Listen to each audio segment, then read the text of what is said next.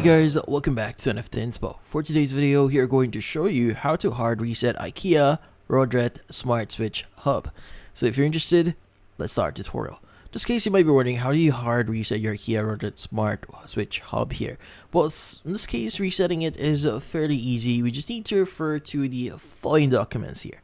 Now, the thing with the Ikea Rodret Smart Switch here is it actually came with a instruction manual, which in this case, all the details that we need will be coming from that. Which in this case, this is the online version of that specific manual.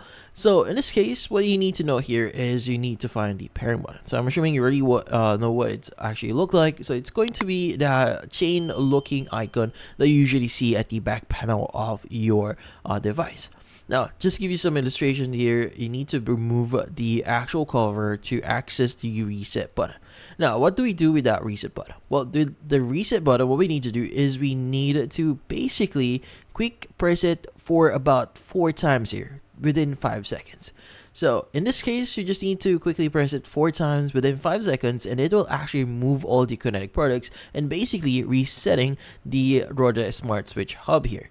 Which in this case, once you've resetted it, you can go ahead and set it up again and see if that solves any issues that you encounter.